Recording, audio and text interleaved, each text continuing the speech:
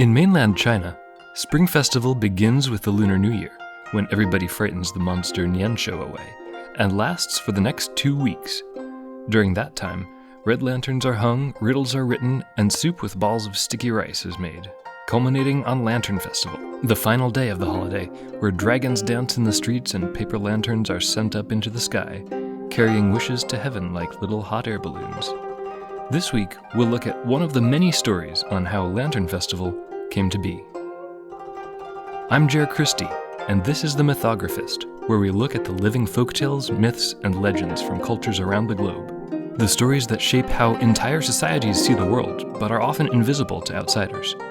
Welcome to our first series, where we explore the most important and well-known myths from mainland China, and the cultural context that keeps them alive today.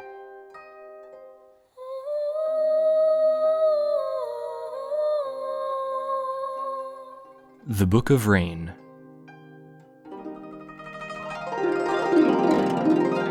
Our story happens in the days of long ago, when Yu Huangdadi, the almighty Jade Emperor, closely orchestrated the affairs of our world.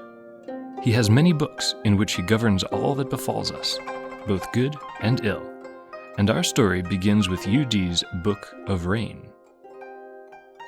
You may never have counted the drops of water that fall during a storm, but Yu Di has.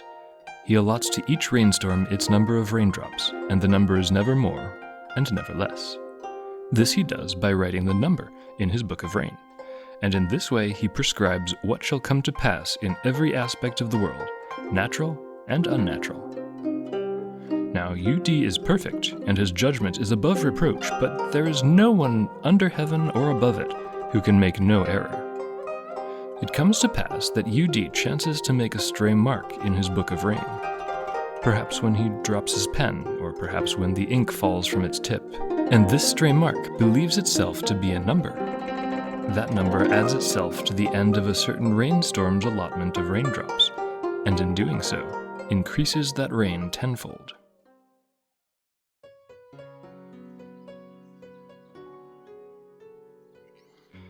One single drop becoming 10 is of no importance, even to the smallest ant that crawls along the ground.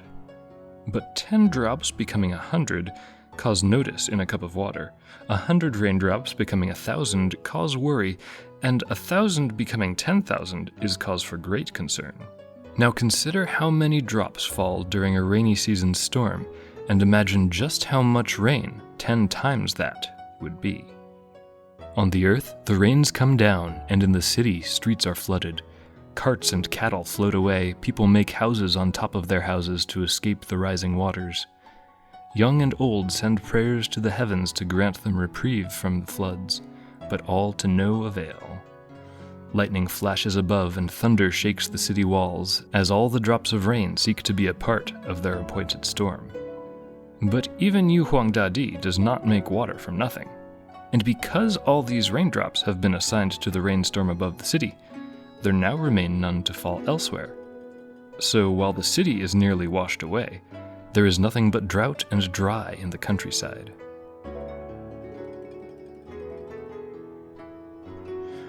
One of Yu Di's officials in these days is Qinglong, the Azure Dragon. Qinglong rules the underworld, and although he is just and wise, there are those who would say he grows angry too quickly at injustices served upon the earth. But, as it is he who determines what punishment souls face when they die, this is seen as a benefit in his position. As Qinglong does his duty, judging the souls who come before him, it does not take long for him to find that many are coming from the same city, at the same time and of the same cause. And he asks them, "What crime did your city commit, you many people, that such a thing is happening?" And none of them can give him an answer. Qinglong is troubled by these events, and he goes in search of the truth, for that is the job of a good judge. He goes to the city and sees the rains, but he can find no cause for them, so he continues up into the heavens, where he seeks out an audience with Yu Di himself.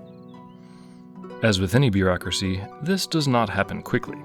So Qinglong passes the time by asking about the rains to anyone who will listen, and all those who are drowning in its excess.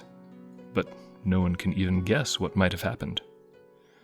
Finally, even as the rains still fall on the city below, Qinglong appears before Yu Huangdadi, the eminent emperor of all things.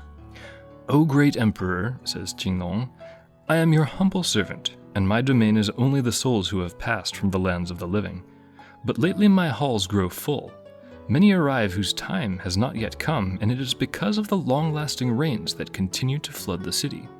And Yudi says to Qinglong, "Your commitment to your post is admirable. The work you do is excellent, but these matters do not concern you. All things which transpire do so according to the numbers written in my books. These are perfect, and there is no need to question them." And with that, Yudi dismisses Qinglong. What can Qinglong do but leave Yudi's courts? He has received no answers to his mysteries, but the supreme deity has told him to be gone. Indeed, Qinglong departs from Yudi's presence, but he does not return home just yet. Instead, he goes to the royal library, where all of Yudi's books are kept. There he finds the Book of Rain, and in it he finds the very storm that rages on in the city below. Imagine his surprise when he sees the stray mark that thought itself a number. Quickly he scratches out the mark, and at once the deluge ceases. Only when Qinglong sees the waters begin to recede does he return to the underworld.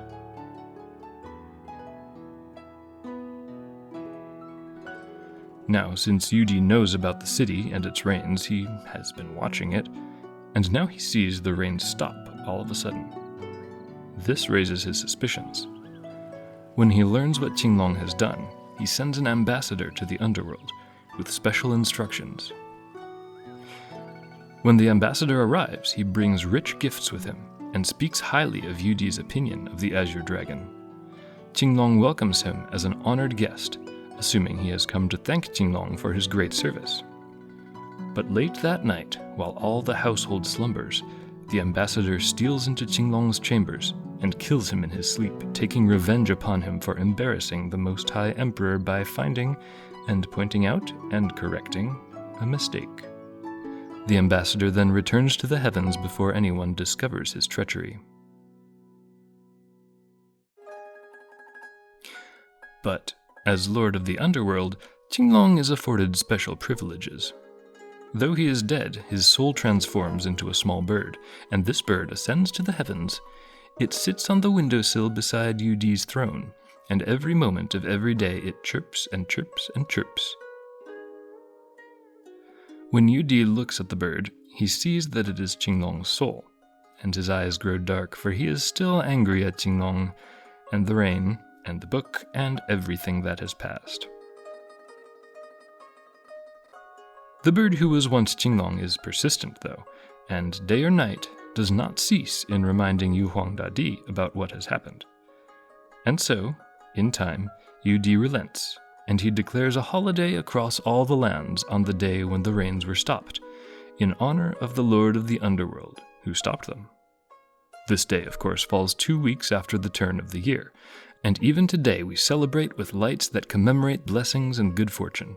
We watch the dragon dance, which commemorates Qinglong's struggle for the innocent people in the city.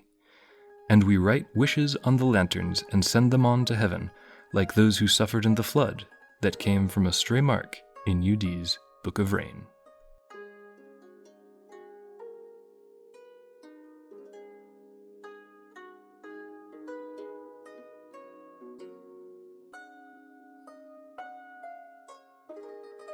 As we mentioned before, Lantern Festival celebrates the close of China's Spring Festival, the 2-week period following Lunar New Year.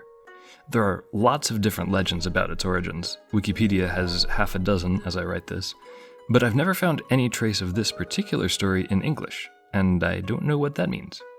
The story you heard today was the one that my conversations with Chinese people yielded, though, so I've gone with it over other stories that are floating around out there.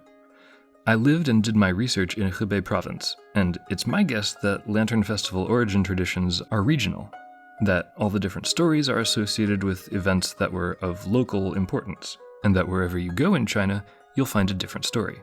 Someone should research that. Qing, as in Qinglong, is a color in Mandarin that we don't have a specific word for in English. It's a color similar to turquoise, but it can also refer to green or blue or things that are generally life-colored. Occasionally it also means black in some literary contexts. Long means dragon, so the azure dragon's name, Qinglong, literally means qing-colored dragon. And you'll find more references to him, or at least another dragon bearing the same title, in other stories as we go along. This story follows a pretty clear arc. Official breaks the law by doing the right thing. Authority sends someone to kill him. The murder is complicated when the victim finds a polite way to fight back and/or is rapidly reincarnated. The victim annoys authority into justice. It's easy to reduce stories to a few sentences, but what's weird here is that this oddly specific series of plot points is not unique to this story. There's at least 2 or 3 other legends, unrelated to Lantern Festival, that have the same major story beats.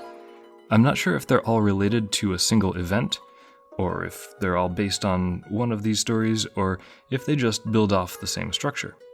A prematurely dead person's soul turning into a bird is also not unique to this story. We'll go into that when we talk about Yandi and Jingwei in a couple of weeks. I have been told that Qinglong here is a stand-in for one of the Tang Dynasty emperors, which would have been somewhere between 618 and 908 CE, and that this legend is based on historical events. I haven't been able to verify this though, and the festival itself seems to date back to at least the Han Dynasty, 206 BCE to 9 CE. Zooming out a little bit, this story takes a perspective of divinity that's pretty foreign to Western culture, gods that make mistakes. This is completely normal in Chinese legends. The Chinese idea that's represented in English as God definitely doesn't correspond to the Western perception of God, whether big G, small g, singular, plural.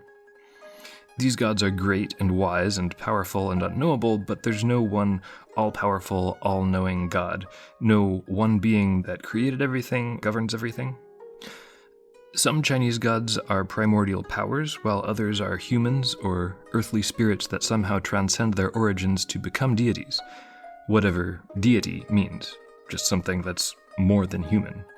It's not clear which of these Yuhuang Dadi is, actually, and I'm not familiar enough with Taoism to approach it from that angle, but it is clear that, much like the Greek gods actually, Yudi and the other Chinese deities are just as prone to error and irrationality that humans are.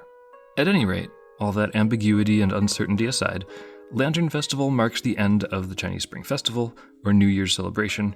It is traditionally celebrated by solving riddles written down and posted in lanterns around a family courtyard, eating soup filled with balls of glutinous rice, floating lanterns up into the air, and the famous dragon dance. If you grew up hearing an origin story for Lantern Festival, either Chinese or another culture that celebrates that day, I'm very curious to hear what that story is and where it's from. I'm always ready to learn, and we can't learn if we don't listen.